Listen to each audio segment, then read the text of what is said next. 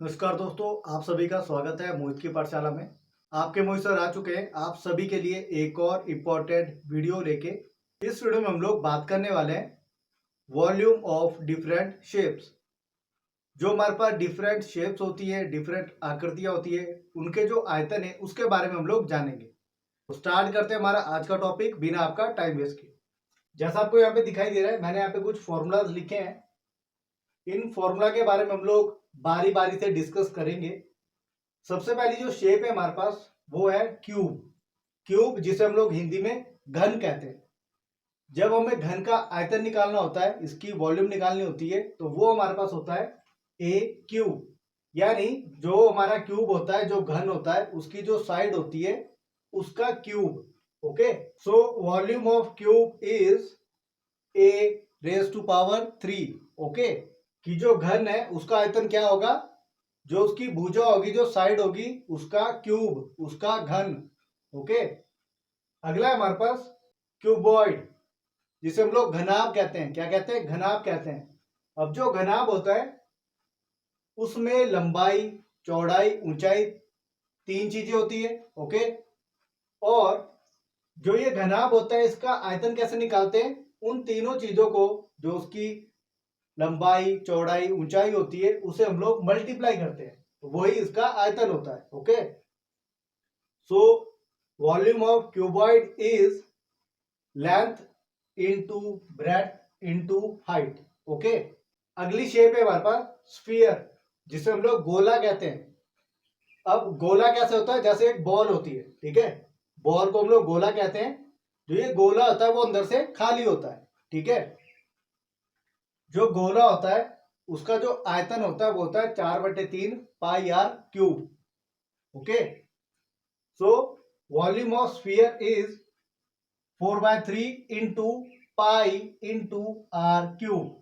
Okay, so one next shape is hemisphere, यानी अर्धगोला। जो हमारा स्फीयर होता है, जो हमारा गोला होता है, उसको अगर आप काट दो तो आपके पास दो अर्धगोले बन जाएंगे, ठीक है। जो अर्धगोला होता है उसे हम लोग हेमिस्फीयर कहते हैं। उसका जो आयतन होता है वो गोले के आयतन का आधा होता है, ठीक है। मतलब ये जो आपका आयतन है इसको 2 से डिवाइड कर दो, ये आपके पास आएगा 2/3 into pi are cube. Okay, so volume of hemisphere is 2/3 into pi into are raise to power 3। Okay, so our next shape is cylinder. Cylinder जिसे हम लोग बेलन कहते हैं।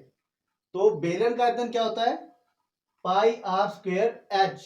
Okay, so volume of cylinder is pi into are raise to power 2 into H. Okay, अगली shape है हमारे पास कोन। कोन जिसे हम लोग शंकु कहते हैं। शंकु का आयतन हमारे पास होता है 1/3 pi R square H. Okay, so volume of cone is 1/3 into pi into are raise to power 2 into H. Okay, and last one is frustum of cone, जिसे हम लोग शंकु का छिन्नक कहते हैं। इसका आयतन क्या होता है? 1/3 इंटू पाई एच ब्रैकेट R1 का स्क्वायर प्लस R2 का square plus R1 into R2 bracket close.